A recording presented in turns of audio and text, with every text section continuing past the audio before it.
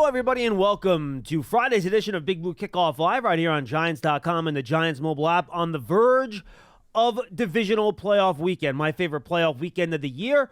And we'll kind of look at the playoffs this year and take some lessons out for the Giants as we move forward and for the league, frankly, heading in to the divisional round. It's all brought to you by Cadillac, the official luxury vehicle of the New York Football Giants. John Schmeelk, Lance Medow with you and Lance. This is my favorite football weekend. You have the best teams remaining. Next week, obviously, you get one day, and it's probably the best single day. But I like this weekend better because you get 4 high-quality games, unlike last week, where there were a couple good games in there, but a lot of those games were fairly non-competitive by the second half. Well, you also get the top seed in each conference playing this weekend, and we didn't have an opportunity to see them last week, so I think that can make an oral world of difference. But I'm curious to see whether or not the layoff of the rust factor comes into play, because we've seen that at times where the number 1 seed comes back after about two-plus weeks of not playing. And remember, a lot of these guys also did not play in Week 18. San Francisco and Baltimore rested a bulk of their starters. And they did. I'm a big believer. I think guys should play a little bit. You don't have to play them all 4 quarters, but I do think it's important because you're not going to be able to simulate gameplay over the weeks that follow leading up to the divisional round. And to each their own. There's no right or wrong answer. It's all in the eye of the beholder, but I do think that it could catch up with you. And I'll give you an example. In 2019, the last time the Ravens were the number 1 overall seed, they came off the bye. Tennessee comes into town. That was the year that the Titans went on that crazy run. Dory Jackson actually was on that team. And Baltimore came out stale, fell back by 2 touchdowns. The rest is history. So it can happen. We've seen it. You don't have any room, and this goes back to, not to get off topic, but the whole coaching carousel and whether or not you should get rid of a coach even though you win double-digit games. It's hard to get to a Super Bowl. You know why it's hard? Because the margin for error in this league, John, is non-existent. Yep. You could have an unbelievable regular season. You have 1 slip-up. It's meaningless. It doesn't matter whether you won 11 games. Doesn't matter whether you won 12. There's no other sport that compares. In the NBA, the NHL, MLB, you got 5 to 7 game series. You have room. You have margin for error.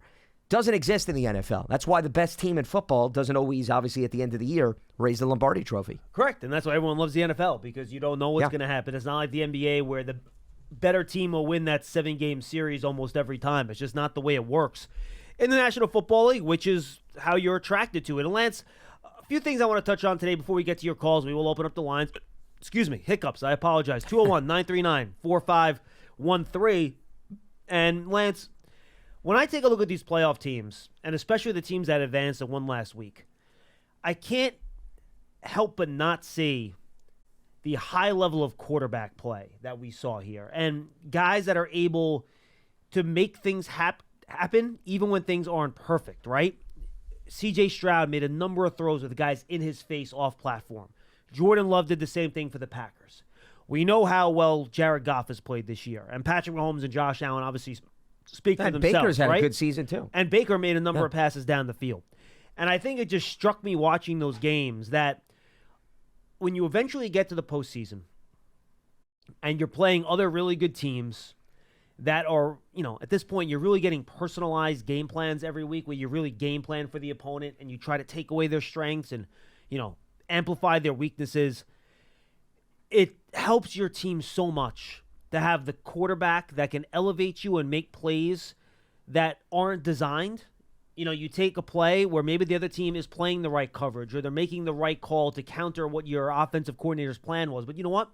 Your quarterback's so good, they go out there and they make a play anyway. And, Lamar Jackson didn't play last week, but he's certainly somebody that is capable of doing that. So that's the one thing that kind of struck me watching that first week of games is just, especially from some of the younger guys, just a high level of quarterback play. If you want to beat other really good teams, it's hard to do it if your quarterback is not playing at a very, very high level. Well, because once again, it goes back to my point. You have one bad game, it's over. That quarterback's not going to have an opportunity to regroup. And Lance, sometimes it's a half. Sure, of course. Dak Prescott had a bad first half against the Packers. Game over. It was game over. Yeah. There's nothing you can do. Well, game Joe over. Flacco, too, in the second half of the Browns-Texans game. He threw back-to-back pick sixes. Game over. You're not going to overcome that deficit. And to me, the best example of the opposite side of the equation here is C.J. Stroud, not last week, but when he was playing Cleveland, there was a play where Cleveland let 2 blitzers loose, and Brevin Jordan, this is the Brevin Jordan 76-yard catch and run for a touchdown, and Stroud threw in the direction of where the blitz came, which is what you're taught to do, because clearly if the blitzers are coming from that side of the field, nobody's there to then make up for those guys missing. That's your hot. And he made a dump-off pass to Brevin Jordan. There was nothing fancy about it, and then Jordan did the rest, and he weaved in and out of traffic and took it to the house. But little nuances like that, the little subtleties of the game, if you can especially find a young quarterback that can read that so early in his career, it can make a world of difference. And I think we saw that, and Stroud obviously had a really nice performance again this past week, where the deep ball was working for them, the intermediate routes. I mean, he's a dual or a triple threat, if you want to describe him in terms of all facets and all layers of the passing tree, because you have to account for the home run, but Stroud will play you for the base hit. He has no problem laying down the bunt, to use the baseball analogy, and letting his guys, once again, do some of the heavy lifting. I think that's what makes the Texans so dangerous. I do think this is by far his biggest task at hand. I think the Ravens are cut from a very different cloth than any of these previous two opponents. But you're going to need those extra effort type of plays from Stroud if the Texans want to continue this run. 100%. That's one thing I took out of this. The other thing I took out of this, watching the playoffs last week and then heading into this week, is the Kyle Shanahan coaching tree. Right? And I'll even go back to the regular season here. This is EPA per play. It's a good overall offensive metric that kind of encompasses a bunch of different things. Of the top 7 teams in EPA per play this year, 4 of them, the Niners with Kyle Shanahan himself, the Miami Dolphins with Mike McDaniels, the Los Angeles Rams with Sean McVay, and the Green Bay Packers with Matt LaFleur.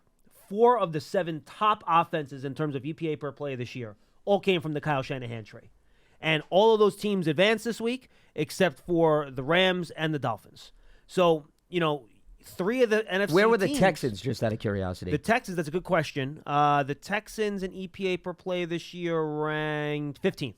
Okay, because Bobby Slowick, their offensive coordinator, is from. Yes, and it's, to me, I'd say it's the Mike Shanahan tree. No, that's fair. As opposed to Kyle. Fine. Not to say Kyle hasn't influenced some of them, but Mike is the one that really developed all that. 100%, no argument. Let's just call it the Shanahan tree. How about that? That works. 100%, that's fair. I approve. My seal of approval. So, and then that means 3 of the 8 teams this week, right? You have the Packers, you have the Texans, and you have the 49ers are from that tree. Yep. And I just think that they do such a good job of using, and I guess this is another lesson, right? All those teams use the run game. They go under center. They use under center play action. It's not all gun all the time. And I think using that and working the run off the pass and vice versa, and using play action to get the ball downfield, that Shanahan offensive coaching tree, Lance, has proven to be, look, I'm not going to say it's like you can't go wrong, but there haven't been many of those guys from that tree that have outright failed. Even Zach Taylor, right, with the Bengals, with Joe Burrow. He's from that tree. You mentioned Bobby Slowick with the Texans. He's from that tree. And it's just worked from an offensive perspective for the most part. So something else that kind of popped in my head as I was watching the league last week and then looking forward to this week is that Shanahan offensive tree, and to their credit, this is not the same offenses they ran 3 or 4 years ago, and I think that to me is key. You've seen these guys adjust. They've evolved, yeah. Like 3 years ago, we're talking about Sean McVay and Kyle Shanahan. We're talking all about outside zone runs, play action boots. You know who runs more straight ahead dual run game than anyone else in the league right now? The Niners and the Rams. So they changed a lot of what they do. And Sean McVay completely changed his offense when he went from Goff to Stafford. Different quarterback. He's adjusting the way he plays. So that tree and the way they coach and the scheme and they marry it to the players, I think the league still has not figured that out yet. And a lot of the reason is because those coordinators keep adjusting back to what defenses are showing them. Well, I think also all of those offenses keep you on your toes because they're very difficult to get a good read on because of the different style of rushing attack. Also, most of the running backs in those offenses can serve as weapons in the passing attack, which I think also makes it a bit more challenging. And they also go after, and to me, this is where it's the offense meets the personnel groupings. And this is where the general managers deserve credit too. They're giving these coordinators, John, and head coaches, playmakers, athletes, guys that are so shifty, could get out in open space. You look at what the Niners have, but even the Rams, Kyron Williams helped change the complete trajectory of the Rams season, because when he came back from injury and the Giants went up against them during that period of time, you saw what Kyron Williams could do. It gives Matthew Stafford a new facet to work off of. It strengthens the offensive line, because when you're running the ball, you're asking your offensive linemen to push forward as opposed to constantly play backwards in pass protection. I mean, even the Texans picking up Devin Singletary, who was a bit of an afterthought in Buffalo, has served as a nice complement to C.J. Stroud in that Houston offense. So you can really go down the list. Kansas City, Isaiah Pacheco and his fierce running. And I know this is not the Shanahan tree, but all of these teams, I'll take your point a step further, they have some semblance of a run game. The Lions, you love what they're doing with David Montgomery and Jahmyr Gibbs. That's not a coincidence. And what Aaron Jones is doing for the Packers, especially when A.J. Dillon is sidelined right now. And how about the way the Bills have developed a run game in the second half of the year? Yeah. It's one of the reasons Without they a doubt, turned James things Cook. around, 100%. And then I think you make a good point. The weapons for these teams are also very different. Like, there is no Nico Collins, a guy that's built that way on the 49ers, right? There's no Deebo Samuel on the Texans. Kyron Williams and Christian McCaffrey are very different running backs from a physical skill set perspective. So, again, these coaches are able to take different types of talent and I think turn them around, use them in a certain way to allow your team to be successful. And the other thing I'll talk about too, and I talked about you need a really good quarterback playing a high-level quarterback play. I think what you're seeing the NFL get to now, and it went through a period where this was not foolproof, and it's not foolproof now because you're still going to have misses, obviously. But it's been the quote-unquote trait quarterbacks that I think have paid dividends moving forward here, right? Like Justin Herbert, you build him in a lab to quarterback, right? Jared Allen, you built him in a lab to quarterback. No one questions Patrick Mahomes' You mean size. Josh Allen you talking about? What did I say? Oh, you said Jared Allen. No, Josh Allen, sorry. Yeah, okay. Josh Allen, yes. I wasn't sure who you were talking to. And Patrick Mahomes, obviously, is built to play quarterback. Jordan Love, like physically, built to play quarterback. Yep. C.J. Stroud, physically, built to play quarterback.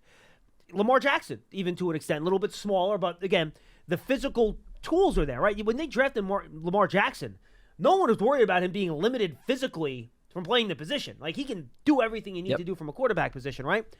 And I think it allows you to do some more things, and it makes it easier for those quarterbacks to overcome defenses and things defenses throw at you when you have those physical advantages at the position.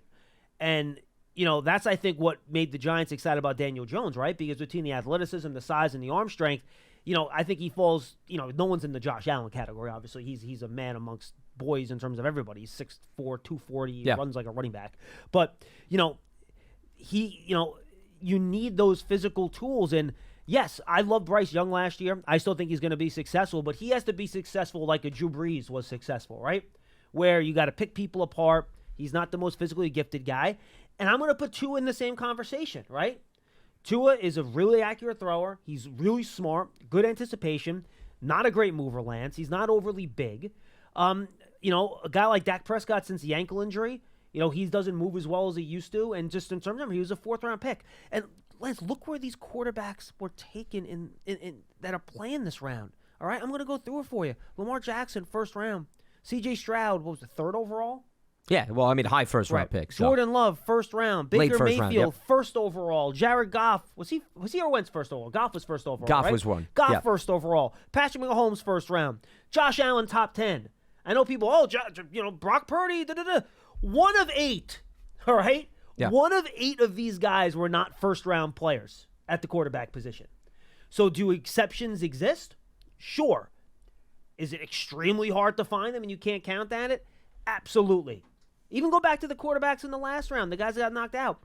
Matthew Stafford, first overall pick, right? Like, Joe Flacco was a first-round pick when he got drafted. Yep. Deshaun Watson, who was there before he got hurt, he was a first-round pick. I'm just going through these other teams in my head right now, the ones that got knocked out. But Tua was a first-round pick. Yeah. Absolutely. You look at all these I mean, teams. Dak is the exception. Mason Rudolph for the Steelers would be an exception. Yeah.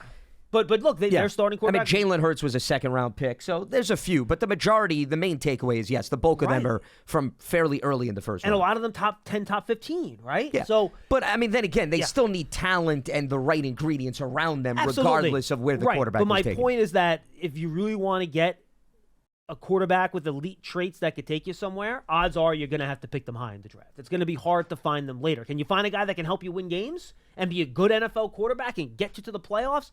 Absolutely. Is it going to be hard for that guy to take you all the way to the Super Bowl? Probably. Yeah. No, there's no doubt about it. That's been well documented. But, at the same time this year, what's also unusual is you've had a Chiefs offense that has taken a step back and a defense that I think has answered the call. So if the Chiefs, to me, get to the Super Bowl this year, something tells me we're going to be talking a lot about Steve Spagnuolo's unit. Oh, being he should. A big 100% part of that equation. Not to take anything away from Mahomes, but Mahomes, I guess, is not doing the things, or the offense is not doing the things that we're so used to seeing. The Bills, John. Because all quarterbacks need help. Yeah. All quarterbacks need Well, help. I mean, even Buffalo has had a tale of two halves of a season. The first half of the season, they were a shell of themselves. Now the running game has come to life. They've played a little bit better. They're getting healthier at various positions. So I think those two examples, coincidentally, those teams are playing one another this week. But, you put them under the microscope. The elite quarterback doing crazy things doesn't necessarily, I guess my point, tell the whole story of how they actually got to the divisional round this season. But I will say this. If Patrick Mahomes wasn't absolutely elite, could you imagine what that Kansas City offense would look like? It'd be even more of a struggle. Sure, absolutely. Yeah, because what he's been able to do at least has kept their head above water. Correct. Same thing with Josh Allen. 100%. Yeah. And, C.J. Stroud has elevated that entire Texans team offensively. Lost Tank Dell. Before this year, people were talking about the Texans having a top 10 pick again. Like, before C.J. Stroud went in there and started playing the way he's playing. So, again, just some things that I've picked up on, keeping an eye on here. All right, let's open up the phones. 201-939-4513. 201-939-4513. It's all brought to you by Cadillac, the official luxury vehicle of the New York Football Giants. Don't forget to subscribe to our other off-season podcast. It starts with the Giants Huddle podcast. That's brought to you by Citizens. We do interviews with players, coaches, front office personnel, and the best analysts around the league. A lot of good stuff coming your way. We have our walkout interviews with a bunch of players on offense that's either up right now or going up today. It should be up shortly if it's not up already. So go check that out in the Giants Huddle podcast. We also have draft season, our draft podcast. Tony, Pauline, and I, we've been going all season long, folks. We're going to keep going. And that basically takes a look at everything draft, not just from a Giants perspective. We break down prospects. We just had our first mock draft this past week, which I'll rant about in a second after we take our first call. Just a lot of good fun. We're both going to be out at Shrine and Senior Bowl next week. We'll have a podcast next week with Eric Galco, who runs that, and we'll rock and roll from there. All right, let's go to the phones, 201-939-4513. We'll get more into the games as we go along as well right here on Big Blue Kickoff Live. Let's go to Phil in North Carolina. He will lead us off today. Hi, Phil. Hey, guys. Hey, great show today and great show during the week. And even all the different partners that have been in on BBK have done an excellent job. Thank you. Even Paul. Even Paul's done a good job. The emphasis on trying to get to the playoffs, and like you said, the common denominator among the teams. It's superior play by the quarterback, superior play by others. But also, even when there's not a superior play, there's a level of functioning, which is something we haven't experienced with our offensive line. And until we resolve that offensive line issue, we're only going to be a broken team. No, absolutely. And Phil, and I think that's part of the calculation, right, that the team made last year when they re-signed Daniel Jones. They thought, look, Daniel Jones got this team to a top 11, top 10 EPA per play last year. I'm talking the 2022 season now, right? And he did elevate other people around him, partly because of his ability to run the football. And they thought if they get the offensive line a little better, improve the wide receivers a bit, you could then get him into the category of like the Dak Prescotts and guys like that, where he could be at that level of quarterback play because of the variety of injuries and things like that just didn't work out this year. Well, and I also think the offensive line was functional in the second half of the season, much more so than in the first half of the season. Agreed. I think if you compare the two, the other thing, shockingly, they got healthy. It helps. Yeah, absolutely. So they were able to rely on some of their options, but you can't continue to come back every single season. We have this conversation every single year where you're waiting. This is going to be the year where all 5 guys stay healthy for all 17 games. No season operates like that. Every team deals with injuries on the offensive line. Every team deals with breakdowns, and that's why it's up to the quarterback to help stabilize that, or the scheme to help navigate that. So we can't have the conversation again this year, all right, they're going to bring back the 5 offensive linemen, everybody's going to be healthy, because that's not realistic. So this idea that next year is going to be the year, you can't keep repeating that or taking that to the wishing well. I mean, you can't hope to get better play from the offensive line. No, you can, yes. but the point is, I'm telling you right now, all 5 guys are not playing all 17 of games. Not. That's not happening. And they may lose somebody. That's just, once again, that's the nature of the beast. Remember, the Cleveland Browns lost both of their starting tackles and won 11 games and made the playoffs. If Cleveland can do that and went 4 quarterbacks deep, does everybody do that every year? No. But Kevin Stefanski and his staff found a way. They also had historically good defense, too, which was helpful. They did, but, yes. I mean, they had the historically good defense was more yardage than scoring. I mean, there were games where the Browns gave up points, and they had to find a way to overcome that. So, I still think that team deserves a lot of credit for what they were able to overcome, because that's not easy. And they lost Nick Chubb, too, sure. And they had Amari Cooper out of the lineup a little bit. So, I mean, that was unheard of what we saw in NFL history. No, the Browns did what a great Cleveland job did with this that. year. Absolutely. Yeah. Yeah, excellent points.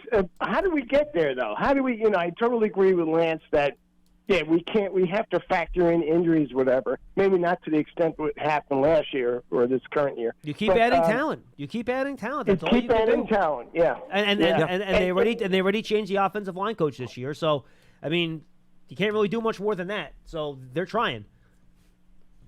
Yeah, I hope it works. Boy, I really do. So anyway, thanks, guys. Appreciate it. Yep. And all right, I'm going to go one little rant, then I'm going to ask you a question. So we did our first mock draft on draft season, and before he even started it, I made clear, I said, guys, look, mock drafts in January are ridiculous, all right? Yes. Because you don't know what team needs are going to be. You haven't had free agency yet. Assigning players to teams is pointless. Don't get upset about who goes where. The point is to get a feel for where players might go in terms of range in the draft, right? How heavy is it offense? How heavy it is defense, position-wise, and just in terms of where the best players are and where they might fall in their draft. That's the point. So the Giants got the pick at number 6. I was assigned the Giants in this particular mock going back and forth. So I went through the options, and I started the draft by saying, I haven't even watched Jaden Daniels yet. I have since then, by the way. And it was either Jaden Daniels, who Tony did not pick him to go to the Patriots, which was a surprise to me. So first of all, I wasn't even expecting Jaden Daniels to be there, because I thought he was going to pick him for the Patriots. So he's there. Malik Neighbors is there, and Roma Dunzier is there. And I go through all the reasons. I'm like, you know what? And I decided to give the Giants a Dunzier. I thought that they need a taller wide receiver to match with Wan'Dale Robinson and Jalen Hines, who's more of a speed guy. I thought he was a better fit. I think Neighbors is actually a better player, but whatever, not important. So I start getting these tweets. People are really upset I didn't pick the quarterback. And one, I had not watched Jaden Daniels yet. I was not going to draft Jed Daniels for the Giants without watching him. Since I have, he's worthy of the 6th pick. He's a very good player.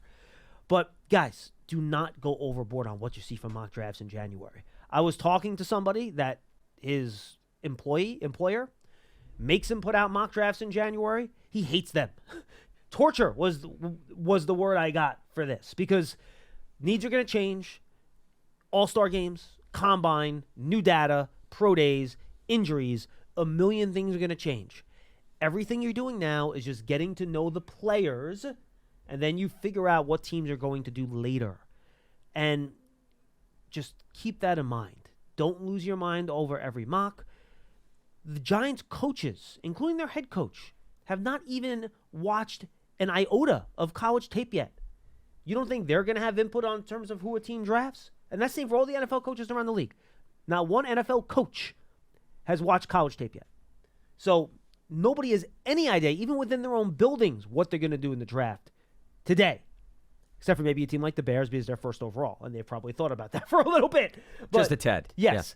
Yeah. But other than that, just don't take these things too seriously this early in the process. That's all I'll say.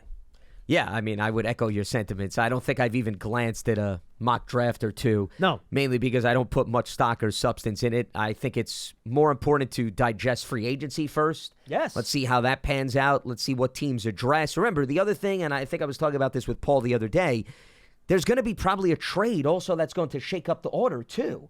Yeah, that's another thing that right now is completely unpredictable. Case in point, Arizona and the Chargers I could see as candidates to move out of those spots, especially if there's a team that wants a quarterback.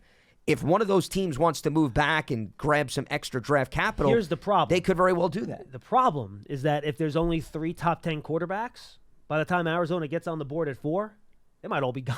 No, they could. Yeah, well, that was the other thing that we discussed. And that would have to be about. that would have to be a draft day trade then. No one would make that No, trade of course. ahead. Sure, absolutely. Yeah. But the first 3 teams in the draft could easily take quarterbacks. So Yeah. you have to then love 4 or 5 quarterbacks, which to me is highly unlikely. It's highly unlikely that if you went on a draft board and you went through all 32 teams, that they all have the top 5 quarterbacks bunched together. There's separation points between all of these guys. That's more of a reason why, if you're the Giants, you don't take a quarterback for the sake of taking a quarterback.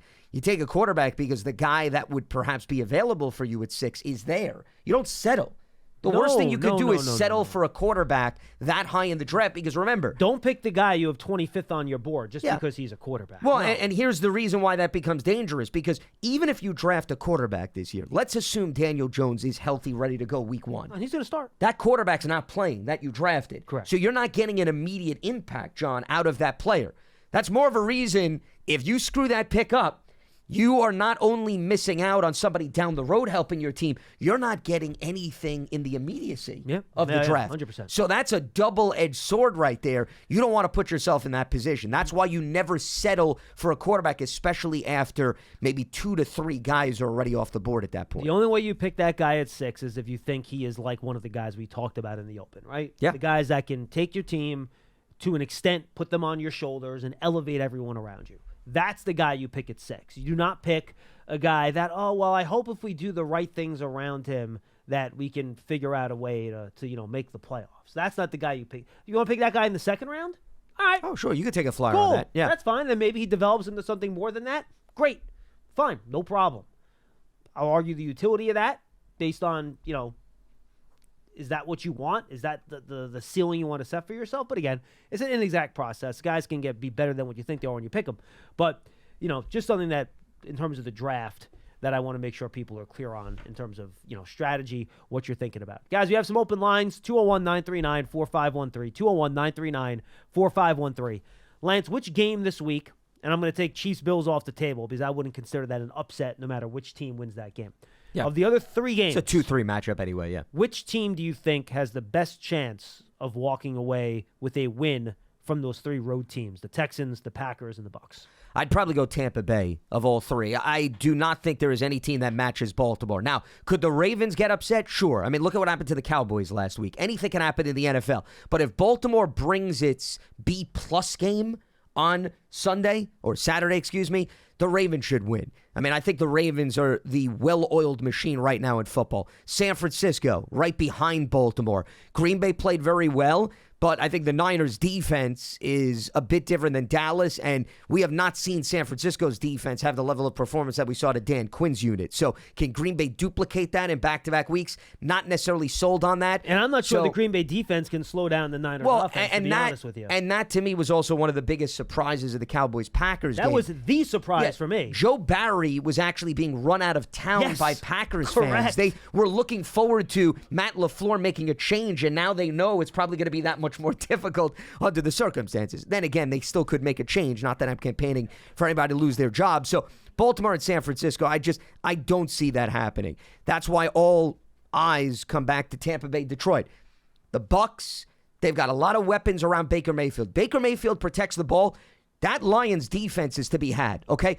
The Lions defense has been a liability this season. It's been a liability that nobody wants to talk about because their offense has been so good. The Rams, Matthew Stafford had 2 explosive big yardage touchdowns in that game last week. They were in position to easily walk away with a W in Detroit, and it came down to they ran out of time. The Lions were able to kneel down. And it was red zone. It was the Rams' failures in the red zone. Correct. They played better than the Lions in that they game, moved but the ball. Lions were better in the red zone than the Rams, and that was the difference. Yeah, so if the Bucs move the ball, which I think they're capable of doing, and I think Baker has a number of weapons he could rely on, the offensive line is held up, and that defense, even if that defense gets involved in a bit of an offensive clinic, if the Bucs can match wits with the Lions, Tampa Bay could go to Detroit. It's indoors. The weather's not an issue for a team that plays half its games in warm weather. I'll take the Bucs as the best chance for an upset. You need to game plan for Hutchinson. If you can figure out a way to block him, they don't have another guy that I'm really worried about winning one-on-one against you. So If you can game plan against Hutchinson, run play action in his direction, double team him, chip him, cut him, and then, you know what, if another defensive lineman ends up wrecking the game for you, you tip your cap and say, okay, we messed up, fine. But I'm with you. I think that Lions defense is certainly vulnerable. All right, 201-939-4513. Let's go to Bob in New Jersey, Pearson, line 2. Let's go to him first. What's up, Bob? Yeah, I just want to talk about quarterbacks for a second. Sure. People are saying Jones is not the guy. I'm 81 years old. My first Giant game was in 1950. In 1953, Charlie Connolly was booed out of the Polo Grounds. In 1983, Phil Simms was a bum.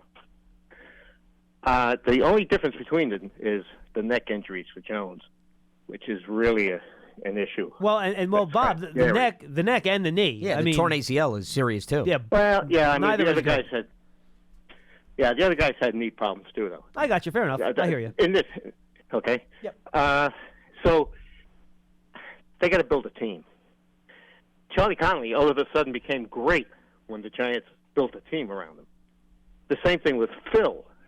When Parcells put his team together, I will say this, Bob. I think it's much harder to win like the '86 Giants did in the '80s to win with that type of style today. I think it's a lot harder. It was also you're also laying out pre-salary cap era too.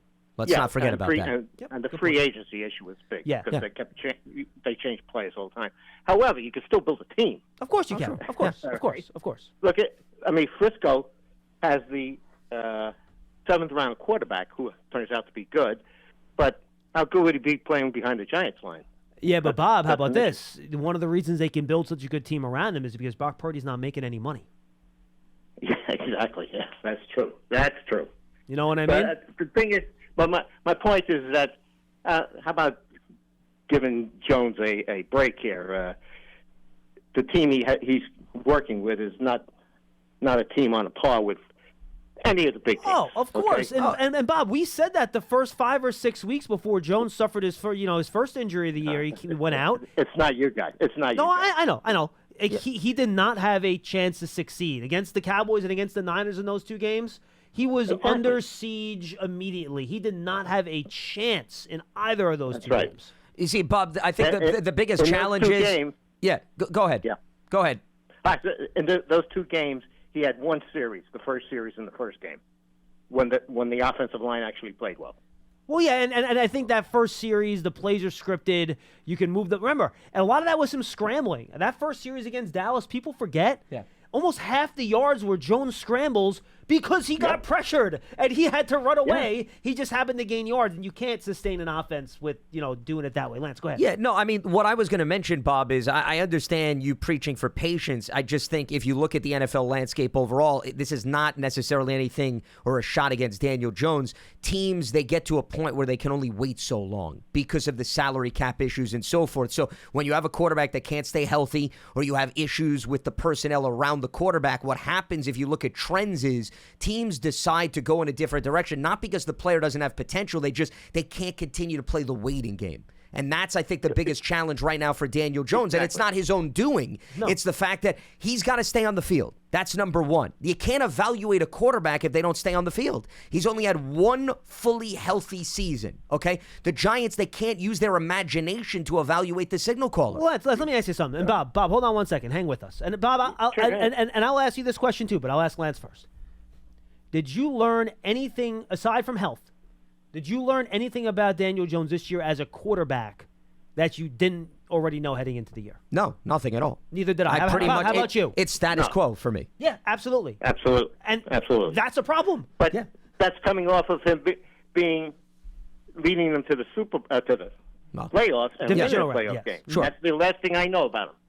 Yeah. No, look, Bob, I agree. Sure, but I mean, then again, Bob, in fairness, I know we were talking about earlier in the show about quarterbacks elevating play, but, that was also a product of a variety of other factors, which we learned as a result of what we saw this year, whether it be the combination of the schedule, Saquon Barkley, a defense that came together. Correct. Right. There were a lot of elements that came into play. But we in have all that. not seen Daniel Jones operate here with above average offensive line talent and above average weapons. We haven't seen it yet. That's for sure. We haven't seen it yet. Well, but I want to see that. But the problem But is, it goes back to how much longer can you wait to see no, it? 100%. That's what I'm getting at. And Bob, this is the other side of the argument. Now I'm going to play devil's advocate to myself. I'm just putting all the options out there. When you have the again, I don't know who's going to be there when the Giants pick at 6. The first 3 players drafted might be quarterbacks, and then the point I'm about to make doesn't mean anything. It's useless. But very rarely, unfortunately, the Giants have done this much more frequently than you would have liked. Do you get to pick really high in the draft, right? There are many times when you don't have to spend draft capital, a ridiculous amount of draft capital, mind you, to move up to pick a quarterback, and you can just pick and sit and pick a guy that you think can be a level-setting, elevating franchise quarterback for you. And it's very difficult when you have a quarterback. But again, we talked about Daniel. We believe in him. We think he's good.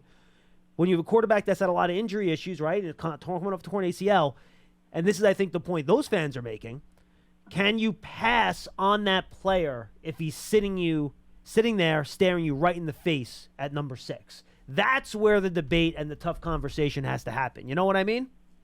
Yeah, sure. But you're not talking about the first 3 quarterbacks. The first 3 quarterbacks might go in the first 3. Sure. picks. Yeah, they might. Absolutely. Yeah. That's possible. Sure. So you're talking about guys who are also Rams. Well, then you do not select a quarterback at number 6. Because that's simple. settling. That's That's exactly what right. we were talking about earlier. Yeah. I mean, I would think under those circumstances, Thank you, Bob. if the Giants, would appreciate the call, as it stands right now, and once again, this is very early, I would think if the Giants have a love fest with a quarterback, that may require a conversation about moving up to get the quarterback. Yeah. I think as it stands right now, I John. know. Now, that No, could change. I don't disagree But with if you asked me right now, if the Giants want a quarterback and they want their guy, I think that would require giving up some draft capital. That's just my opinion. Once again, early in the process before we see a lot of movement. And here's the problem, Lance. You might have all the capital in the world.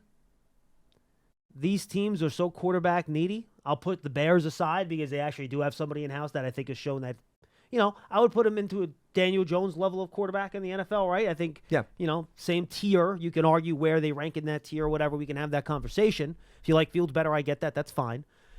But I don't think you could offer the Washington Commanders anything on this planet to move out of the second pick in the draft. Well, I wouldn't. And plus, you're going to have a new GM and a new head coach. They're not tied to the existing And quarterback. a new owner. Yeah, sure. So I don't think you could offer them the lease to MetLife Stadium, your entire offense, pick players. They're not moving. That's how valuable a franchise quarterback is. They're not moving. I think the Patriots are in the same boat, If too. I'm the Patriots, I'm thinking the same. And apparently, and I didn't see the press conference, but somebody told me this morning. If I'm wrong, somebody call up and correct me. Well, I watched the whole presser. You're talking about with Mayo? Yeah, where Mayo basically said, "Oh, what are you in the draft? We're gonna pick a player at a position that's really important to winning." Yeah, and he basically was like, "Yeah, no crap, we're picking a quarterback." Well, he knows he has to fix the offense. Yeah, that has of to be the course. first test. Plus, Bill O'Brien, I don't know if you saw, now took the Ohio State Yep. job. So he's going to have a new play caller. Let's put it that So way. bottom line, those 2 teams ain't moving. So your only hope is the Bears, all right? Then the conversation starts with what the Bears got for the first pick in the draft last year, which was 2 first-round picks, a second-round pick. In fact, I think it might have been 2 second-round picks. I think they got Carolina's second-round pick last year, right? So 2 1s, 2 2s, and DJ Moore. Okay? 2 1s, 2 2s, and DJ Moore.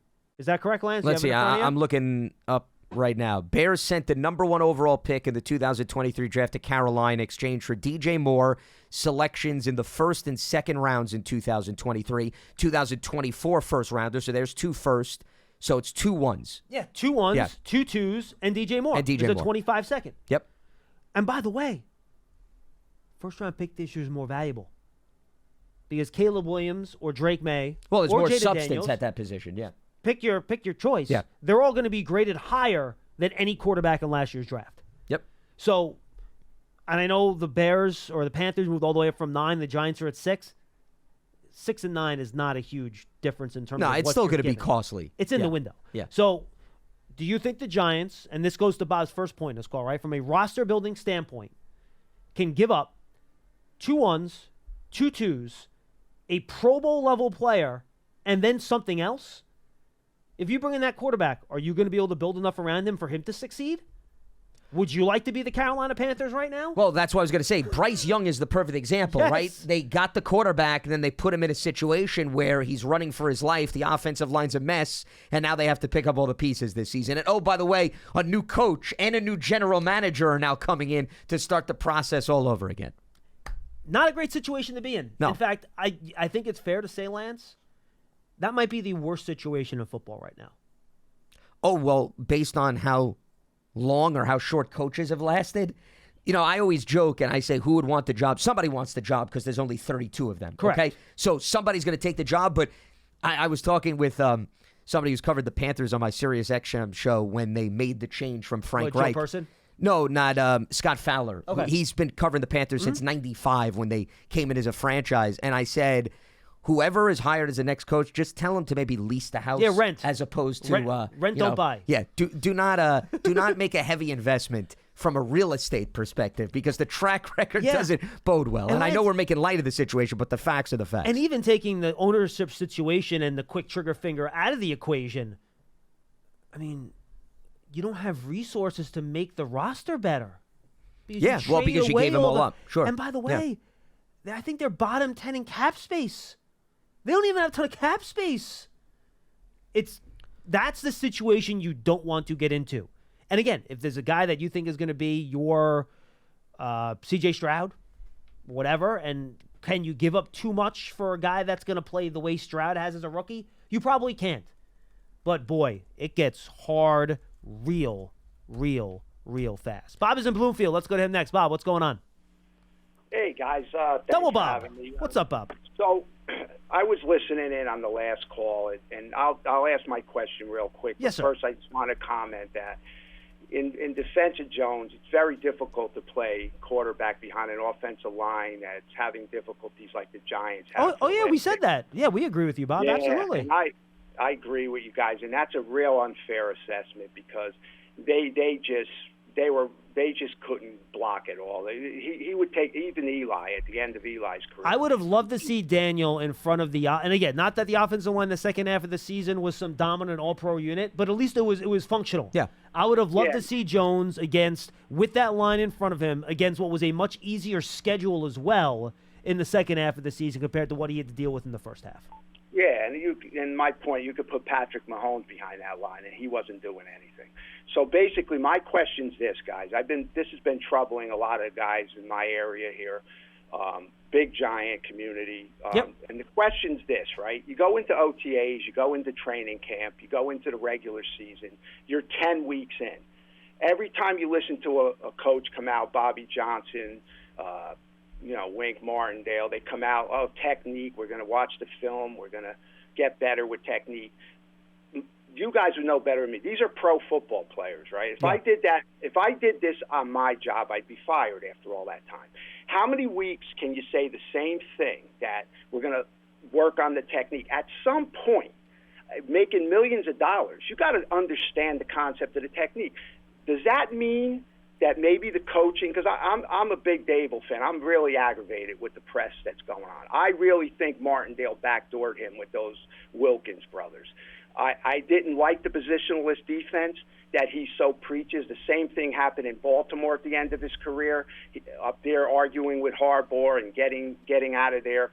That positionalist defense is really difficult when you're moving people around a lot because, in my opinion, you should have football players, physical football players. Put a linebacker who's a middle linebacker. Put a linebacker who's an outside backer. Don't be putting safeties at the outside end position and trying to send them in there. I don't agree with it. I think that there was dissension going there, and I think they're spreading a lot of this gossip in the news about Dable. I'm not saying Dable's perfect and he doesn't want to win, he doesn't go off, but, what I was seeing a bunch of guys not getting better. Kayvon Thibodeau, not getting better. Evan Neal, not getting better. A lot of them offensive linemen, not getting better. And I could go on and on. That's coaching to me. Well, they made a change, though, at the offensive line position. Though, I know that. Based on what you laid out, that's not my point. My point is that the media is presenting this like there's only fault on one side. It's really not the truth. The Giants have not improved at all. You can't keep saying 17 weeks in, we're going to watch. People on TV, we're not football experts, but we're not stupid either. How many weeks are you going to say the same thing? We couldn't stop the run, Wink, all year long. Again, we're at the bottom of the league stopping the run. Well, Bob, I think there are two different parts of the conversation. When you talk about team performance and, for example, stopping the run to your point, that's something I think you can make adjustments over the course of a season, adjust your scheme, do things like that to maybe improve yourself in that area. Now, maybe you hurt yourself in other areas. You need to bring a safety into the box. You might get beat over the top more. That's a conversation. There's a trade-off. I do think it is difficult, though we have seen it, for individual players to work on their craft during the year. There's just not a lot of practice time, good on good, once you get to the regular season where a guy can really focus on a fundamental trait and get that better over the course of the season. That, to me, is always more of an off-season work type of deal where you go to you either work on your own, you go find a personal position coach. If you're an offensive lineman, you go to Charles Bentley's school. You go Duke. You go to Duke Merriweather. Yeah. Duke Manyweather down in Texas, correct? And then you work on your technique that way. I understand what you're saying. These guys, offensive tackle is probably besides cornerback, the toughest position to play in football. You get beat once out of 20 snaps, you stink because you gave up a sack fumble, right? And you do well the other 19, nobody notices you. So, yes, it's a player thing. Coaches are teaching the technique. Players have to be able to accept that teaching and improve. Some players are able to. You could have the best teacher in the world. If the student's not able to take your teachings and apply it on the field and just frankly be better than the guy across from him, you got the best teacher in the world. It's not going to matter. So I think it really depends on the situation, though I think the hope would be they made a move on the offensive line, and I think the most important thing you can get from this new offensive line coach is can he improve Evan Neal's play, right? Well, that's the first and foremost thing we're going to talk about. I mean, Bob, you brought up Evan Neal. How did Evan Neal have a chance to improve? He didn't play the entire second half of the season. Well, yeah, but the other thing, guys, like when you move guys, right? I mean, I've been watching the Giants since the '60s, but you're moving people all the time, right? Guard, center, he could do this. He's a jack of all trades, but he's a master of none. So you're teaching him all this stuff, cramming it down his throat at 23 years old. I mean, Evan Neal just played right tackle. No. I'm talking about your interior. Interior line. John Michael Schmitz, Evan Neal, and Andrew Thomas literally played the same position the whole year. John Michael Schmitz didn't move. He missed some time. I mean, the guys that moved have been in the NFL for some time. And they had to move because guys got hurt. And also, they're guys that have become journeymen who know in order to stick with a team, they have to be able to play multiple positions. So, right, that's the nature of the NFL. But something like I still can't quite grasp this, and I'll let you go, is that, Saquon Barkley takes a handoff. He's getting hit in the backfield. Yeah, it's not that's good. Coaching. Sure. No, that's pulling guards. It shouldn't be pulling. That's technique. That's coaching. I don't care what you say. These guys are pro players. You should not get your back hit in the backfield. These players aren't that bad. They're not that bad. Their technique isn't that bad. Something with the scheme, something with how does Barkley get hit more than any back I've watched all year? The guy can't even get to the line of scrimmage on half of his carries. No. Well, I mean, I don't know if I'd say half of the carries, but yes, there have been situations. Listen, they've struggled with stunts and twists for years. I mean, John, how many times have we talked about when they play the Cowboys and you see a free runner getting to the quarterback? So, I mean, there's examples of that, but I have nothing against moving guys around. You need to move offensive linemen around because injuries are going to happen. You can't have the mindset, this guy can only play tackle, this guy can only play guard. How are you supposed to field 8 or 9 guys on your roster if you have no versatility? There always has to be 2 to 3 offensive linemen that are capable of playing multiple positions. You're not going to be able to get through a season that way. So I don't think that's a negative. And the other thing is coaches too, and this is why I don't read too much into press conferences or chats during the season, they're going to do what they can to try to protect the player. Yeah, so a lot of coaches have that mindset. Here's generic answer, comes right out of the book, and you give it. So it's not to excuse the coaching, but you're reading, I think, a lot into what is said every 2 weeks. They're not going to throw a guy under the bus and say, we've coached him for 5 weeks, he stinks, he sucks. Okay, Coach, well, why is he on the roster? I can't give you an answer. I'm not in charge of the roster. We told him not to do this 20 different times over the past 2 weeks. He keeps doing it. Like, they're trying to protect the players. Correct. You're looking and scratching at things that are never going to be said. That's the idea of it's when a coach has an introductory presser, you want them to say what you want to hear. But that's not their job. That's not the role of anybody to say exactly what you want to hear. So I would not, personally, I wouldn't read too much into interactions during the season. And there's nothing fundamentally wrong with the Giants' run scheme. They run the same run plays that everyone else does. They run inside zone, they run outside zone, they run counter, they run power, they run duo. They run the same stuff everyone else runs. There's nothing where they're doing weird things. It's just that guys are getting beat. I mean, guys get beat. It's just the way it goes. That's the league. All right, let's go. We got 2 more calls. We'll get to both of you. Let's go to Tim in Charleston. Then I'll save Lance's favorite caller for last. Tim, what's going on? Hey guys, I can only imagine who's next. No, I kind of know, but so yeah, we really kept you on the edge of your seat with that one. Yeah, before our friend in Maine comes on, I got 2 quick comments, and especially since Wilson called yesterday. So yeah. 2 quick comments and then a question. And one is, I agree with both of you, pretty much. I think 100% that you can't reach for a quarterback in the first round. You take the best player available, whether it's an offensive tackle, a wide receiver, an edge rusher. You do what you have to do. And you have the second round. And Tim, by the way, just FYI, at 6, it's probably going to be an offensive lineman or a receiver. That will be the best player. Yeah, I like Joe Alt personally, but I don't like to ever put names on specific draft positions this early. It's before the Senior Bowl and the Combine and all that. So anyway, but we got 2 second-round picks, we got a third-round pick, we got a fourth-round pick. If there's a quarterback there that they think can be serviceable, let's go get him. Let's go get him and develop him. We know DeVito can play. I mean, he might not be a world beater, but if we had to start the first game or 2 of the season with him, it wouldn't be the end of the freaking world. You know what I'm saying?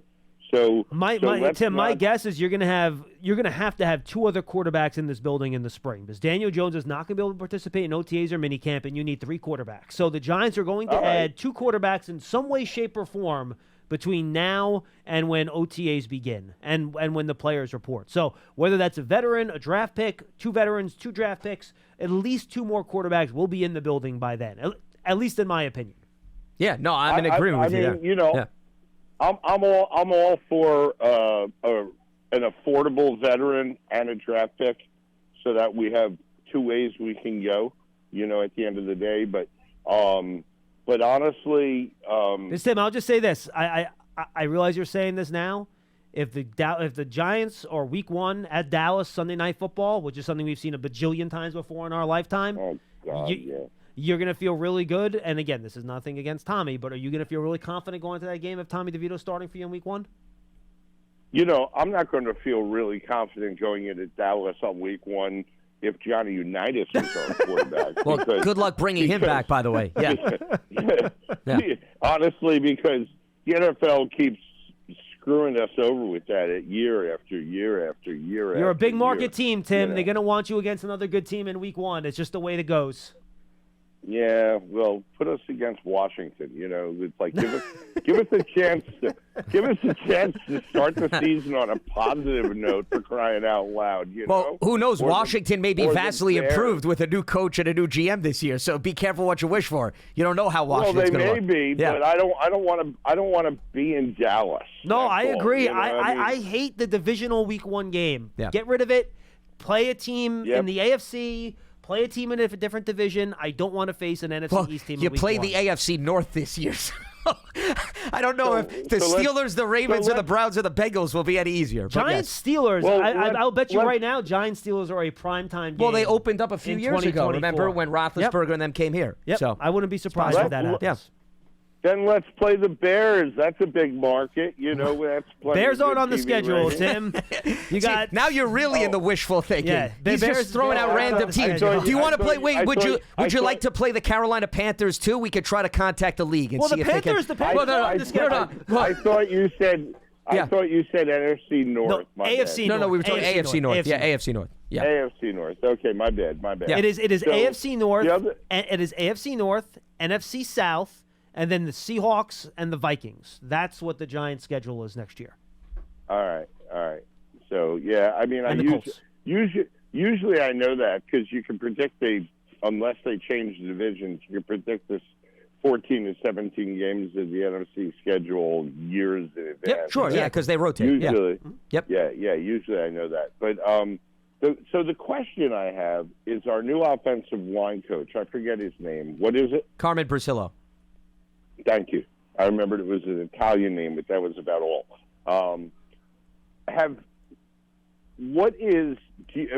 We've had as Lance said, we've had trouble with these twists and stunts for so many years. Do his offensive lines have a history of performing better against them? Do we know that? Can you offer any light on that? And I'll take it off the air. I appreciate it, Tim. I'll check that specific thing right now. I did look. It's actually very odd. So 2 years ago, the 2022 season, the Raiders ran the ball extremely well. They couldn't pass protect for anything. Yeah. Derek Carr got killed. Last year, at least the first half of the season, they couldn't run the ball lick. Got better the second half, but they actually pass protected pretty well last year. But again, I think a part of that probably is the way they use their quarterbacks. It was a lot of play action, a lot of get rid of the ball quickly with Aiden O'Connell. You're only dropping back, 15 to 20 times a game. So I imagine that probably did help those pressure numbers a little bit. Yeah, which probably doesn't give the defenses an opportunity to run a lot of twists and stunts because they just don't have the time or the extra second to do that. And the other thing to keep in mind is not to say that Brasillo doesn't have experience, but even to answer this, the sample size is small, John. You talk about he was the Patriots offensive line coach for 2021 and with the Raiders for the last 2 seasons. Everything else has been at the collegiate level. So you're not going to have much data to really go by, and you're going to have new personnel that he's going to have to work with. So, all right, so against stunts this year, the Raiders had the 7th lowest pressure rate, but they were 5th lowest against all plays. So they were actually a little bit better against regardless nonsense of the strategy than and so stunts. forth. So for the year prior, let me bring that up here. They were overall, that was the year they were not as good protecting the passer. They were 27th in the league with all plays. With stunts involved, they ranked 26. So they were about the same regardless. So mixed results. Yep. Yeah, and we don't know whether or not that was a product of the quarterback. Jacobs led the NFL in rushing that year that they struggled in terms of pass protection. And we have these conversations always year to year. When you are a defense that struggles against the run versus the pass, is that a product because everybody's throwing against you versus everybody's running against you? It's hard to pin your finger on those type of strategies and trends. Now, I will give them credit. They kind of had a bit of a journeyman offensive line for the Raiders this year. You had a bunch of veterans, not a lot of big names. Jermaine Illuminor was their right tackle. He's been on a bunch of different teams as a swing tackle, not even as a starter. Andre James, obviously Colton Miller's a very good left tackle. But he's the highest pick. Correct. That you could point to. Everyone else just journeyman veterans, and he did a nice job with them. So you hope he can bring that same type of energy to the Giants this year. All right, final call of the show. Charlie in Portland, Maine. Charlie was getting on me on Twitter about this. Charlie, how are you? Hey, good, John. Hey, Lance. Hey, you guys are going to be taking a lot of friendly fire until April, I tell you. What do you mean friendly fire? Friendly fire. You guys are going to get bombarded with, about getting a quarterback. So just fire. So Charlie, just fire, not friendly fire. We're just gonna get fire. Yeah, it's not friendly. How is this year any different? How is this year any different than previous years, where it's always been heated about the draft in general and quarterbacks? Yeah. Well, so I mean, what is fire means? At least we're on the same team, kinda, and we're just giving you a hard time. All right, fair enough. Okay. I mean, maybe that went over my head. Prelude to some friendly fire. Right? Yeah, I think it is. Yeah. Speaking of friendly fire, here we go. Look, we have to take a quarterback. I don't care if they move up, they move down a bit, or they stay where they are. There are 6 quarterbacks. Would you be okay if you pick him in the second round? It depends on who it is. I don't want a second round. I mean, if Pennick fell to the second round, yeah, I would say here's the 6 I'll give you. Obviously, Williams. No, let him name them. Let him. Why are you making it easy? He already butchered one guy that he said he wanted. Let me hear him name the 6 quarterbacks. Yeah, name the 6, Charlie. Go ahead, Charlie. Name us the 6 quarterbacks. I'm going to put my feet up on the table because this is going to be. No, I want full names. No. I want full names. I should ask you for the middle initials too. That's what I should ask you. I can give you the last names. Well, I want full names. Okay. McCarthy. This is too easy. Daniel, May, Williams, and Panic. I call him Panic. Panic. But anyway. Pedix. You know Michael what? Panic. For Charlie, that was actually pretty good. I don't know. I thought he said Daniel. We're going to have to go. Pearson, what did you think? Daniel. I don't know. I didn't hear the S. I didn't hear the plural. I think he said Daniels. I don't know about that. I do enjoy the way you say McCarthy with your Maine accent, though. It was pretty good. Makes me feel at home, Charlie. McCarthy. So, look, those are the 6, right? But I'll give you somebody else, all right? I'll give you something that might happen. Ooh. And there was a big interest from Shane for Hooker last year. Let's go to the Lions and try to peel him out of the Lions. Give him a 4th-round pick, 3rd-round pick, and grab Hooker. Charlie. What? I believe the Lions picked Hooker with their 2nd-round pick last year. Is that correct? Third. Yeah. So that's where the conversation starts. You aren't getting them for a 4th if they use the 3rd on them. And I don't think they'd be. Remember, Jared Goff's going to be a free agent, I think, after next season, Lance, if I'm not mistaken. So I'm not sure they're going to. Teddy Bridgewater's retiring. So I'm not sure they're going to want to get rid of their guy that they've been grooming to potentially, and we'll see what happens. They might sign Goff to an extension this offseason. I don't know. But they might not be wanting to move off of a player like that. I know, but I'm just saying. Yeah, Goff is a free agent after 2024. If for some reason, which they have to take a quarterback, look, Jones' era is done. He's had 2 neck injuries, ACL, concussions. I mean, enough. Well, that's why they have to address the quarterback position. And Joe Shane said that. They absolutely have to do that, Charlie. There's no argument there. But what you haven't answered is, because I know you've broken down the film of all 6 of those guys.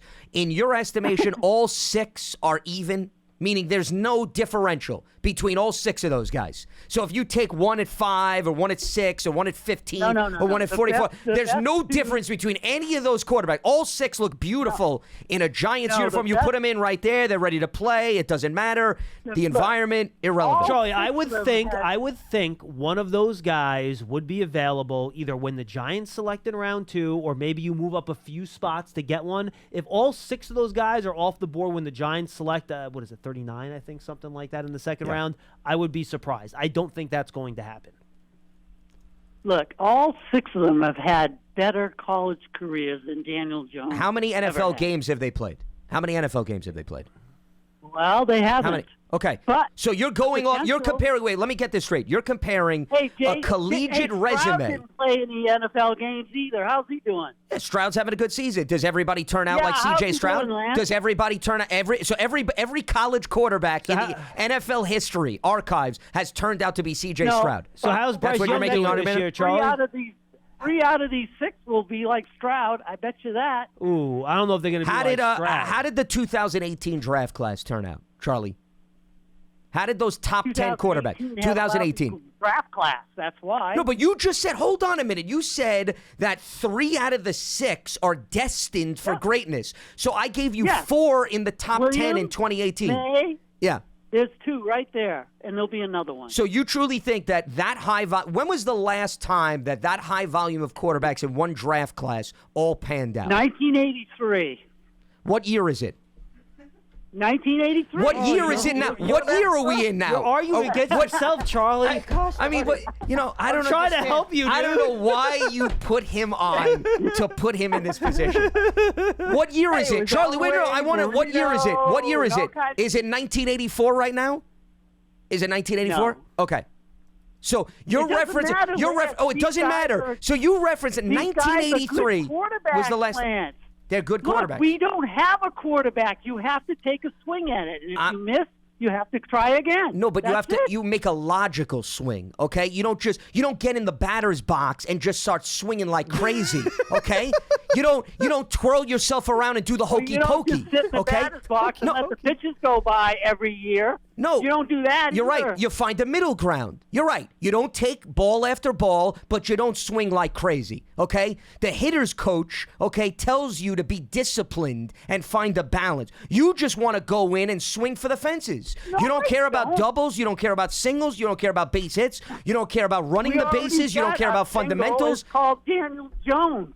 He can't get past first base. So we need But the Charlie, quarterback. we have established that they have to address the quarterback position. The question is how you do yeah, it. but there's many different And ways I'm you go about saying addressing you have it. to get a quarterback in the draft. Period. There's Okay. got to be one guy or two guys that you like. Oh, that's It has fine. Yeah, but that's a very generic now, open-ended statement. And that's different than you have to pick the best guy at 6 no Yeah. matter who he is.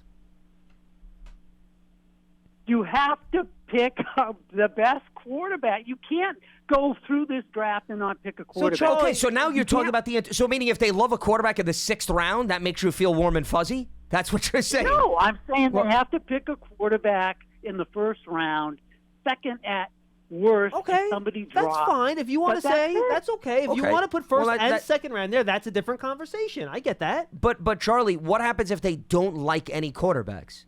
Then what they're happens? stupid. Then they're ridiculous. So- Then they shouldn't be GM and they shouldn't be a head coach. So it's possible that when they evaluate all the quarterbacks, they like 3 guys, but their cutoff is after 3. That's not feasible. There's no world where that exists where they really like 3, Then they but when you move get to up and 4, get the it's very guy. iffy. They get one of those 3 guys. And what Over there. happens Make if none of the deal teams? to Wait, get hold it on. done. There's 5 teams ahead of the Giants. What happens if none of them want to move? Well, What are you going to do? Okay, let's just Two of them aren't picking a quarterback. yeah, but sorry. Let's say there are 3, and the top 3 teams are gone. all locked in on picking a quarterback, and they don't want to move. And Then they- what and- do you do? No, and they're gone after the top 3. Hold Yeah, on, and correct. the 2 teams that don't need a quarterback are 4 and 5. Right. So what are you going to do then? That's why there's 6 quarterbacks that you can take. You see, he's got an There isn't answer just for 3. everything. Yeah, but He's Charlie, got but then, an but then, answer but, for everything. but then wait. Then wait until the second round. You don't have to force it at 6. You understand what I'm saying? And if you have to move up a little bit, look, But moving then up you in the take second chance, round. John, that guy's not going to be there in the second round. Yeah, but moving, that's the thing. Yeah, Look, I get you, but we're moving not- up in the second round is much less onerous than moving up from 6. It's a lot different. Look, like to we're go, go- we're that gonna know that a isn't lot as bad after as the the deal. combine anyway. We're going to know a lot after the combine. These guys always shoot up. Some of them shoot down. The We're gonna know quarterbacks, a lot of medical- times the good quarterbacks don't throw at the Yeah. combine, Charlie. So we'll have to see. You know, But- I know. They but wait for their luckily, pro day, but we're also going to know medicals on these guys. Correct, That's and- gonna and be the important thing. Penix and Nix will both be at the Senior Bowl, though. That's going to be fun. They'll That's both be right. at the Senior Bowl. so No, that'll be that's fun. Michael And we Panic. always take a It's Senior Panic, Bowl not quarterback, so we're going to take one of those too. We always do, right? We've taken like Jones. We've taken 2 other guys. Webb, I think, was there, and we took I don't know, a couple Yeah, others. You don't know. Yes, you don't know. That's is well correct. said. That's probably the most accurate statement that he's mentioned and words that have come out of his mouth. And I will help Troy out. He said 1983. The 2020 draft class was pretty good. Well, I was going to You say had 2004 Burrow. wasn't I was bad. going to say 2004. Yeah, Yeah. 2000. But look, 2020 had Burrow, Tua, Herbert. Yeah. It's pretty good. No, that is pretty good. That's pretty darn good. Absolutely. That is not a bad hit rate. Yeah, right but there. I mean, he could have went 2004 Yeah, with Rivers, Eli, Manning, and Roethlisberger. Correct. Yeah, so I mean, there's other examples, but the point is, it doesn't happen every year, John. That was why I brought that up. In fact, it happens less often than it does. Yeah, so that's what I'm saying. 6 guys could go, let's say. I don't think 6 will go in the first round, but even if 4 or 5 go in the first round, all 4 or 5 are not going to pan out. You guys, you got to It's just not understand. gonna happen. For the people that are in the pro quarterback class, Joe Shane was given a chance to rule out taking a quarterback at both his press conferences during the year. He did not rule that out. In fact, he said we have to address the quarterback position. To Lance's point, the question is how and when. How do you get the most value for your assets to get the best player at that position that matches what you want from that player based on how you're going to handle Daniel Jones' health, et cetera, moving forward? That's going to be the conversation we're going to have over the course of the offseason, and there are different ways to approach it. And there's not just one that's the correct way, so we'll go through all the options. Don't worry. It's January 19th. I'm already getting tired of it. Well, Buckle up. Who wants to talk about offensive line draft prospects? How about we do that? No? Hello? Come on. Let's enjoy the games this weekend. Yeah, absolutely. You too. For Lance Medow, I'm John Schmeelk. That's Friday's edition of Big Blue Kickoff Live, presented by Cadillac, the official luxury vehicle of the New York Football Giants. For Pearson Butler, have a good weekend, my friend. We will see you on Monday for another episode of Big Blue Kickoff Live.